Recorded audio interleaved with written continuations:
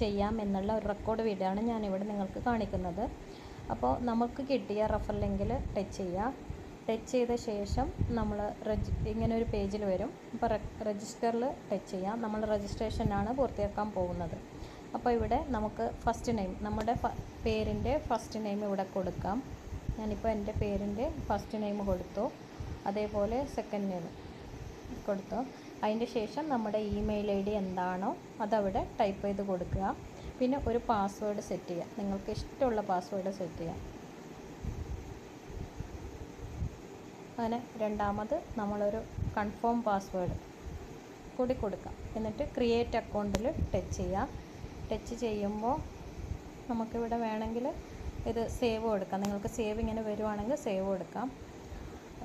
Create account കൊടുത്തു കഴിഞ്ഞാൽ നമുക്ക് കിട്ടുന്ന പേജ്, അടുത്ത പേജ് വരുന്ന പേജാണ് ഇത്. അപ്പോൾ അവിടെ നമ്മുടെ യൂസർ നെയിം സെലക്ട് ചെയ്യാം.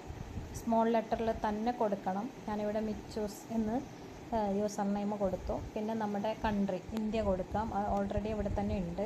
പിന്നെ നമ്മുടെ വാട്സപ്പ്, ഏത് വാട്സപ്പിലാണോ നിങ്ങൾ സ്റ്റാറ്റസ് വെക്കുന്നത് അതേ നമ്പർ തന്നെ ആയിരിക്കണം രജിസ്ട്രേഷൻ പൂർത്തിയാക്കാൻ. നമ്മൾ സ്റ്റാറ്റസ് വെക്കുന്ന അതേ നമ്പർ തന്നെ ഞാനിവിടെ ടൈപ്പ് ചെയ്ത് കൊടുത്തു. പിന്നീട് നമ്മുടെ വേണ്ടത് അഡ്രസ്സാണ്.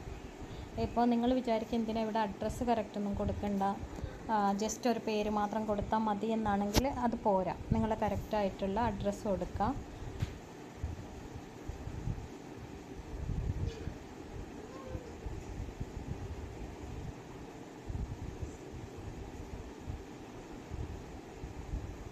നിങ്ങളുടെ അഡ്രസ്സ്, വീട്ടു നമ്പർ, പേര്, പിന്നെ പോസ്റ്റ്, ഇത്രയും കാര്യങ്ങൾ കൊടുക്കുക.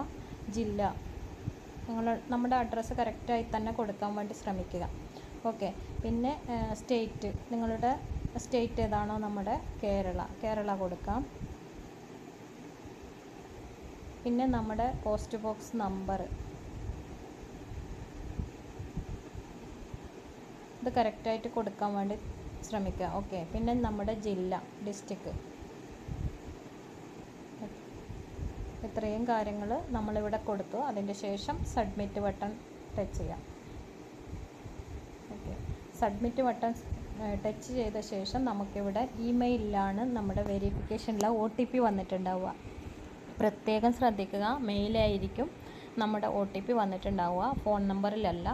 അപ്പോൾ നമ്മളിവിടെ ടൈം ഔട്ടാവുന്നതിന് മുമ്പേ പോയി ഇമെയിൽ എടുത്ത് അതിൽ നിന്ന് നമ്മുടെ OTP എടുക്കാം. ഓക്കെ.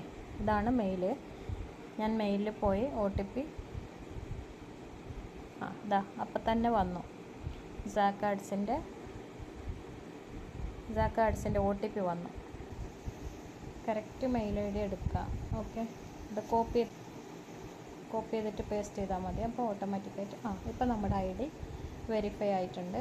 നമുക്ക് ഇനി സ്റ്റാറ്റസ് വെക്കാനുള്ള ഓപ്ഷൻസും കാര്യങ്ങളൊക്കെ നമുക്ക് വന്നിട്ടുണ്ട്. നമ്മുടെ ID ആക്ടിവേഷൻ ആയിട്ടുണ്ട്. ഓക്കെ. ഇതിൽ നമ്മൾ ₹1 പോലും ഇൻവെസ്റ്റ്മെൻറ്റ് സ്വീകരിക്കാത്തത് കൊണ്ട് തന്നെ നമ്മുടെ ID ഇവിടെ ഓട്ടോമാറ്റിക്കായി ഇമെയിൽ ID വെരിഫിക്കേഷൻ ചെയ്യുന്നത് കൂടി ആക്റ്റീവ് ആവും.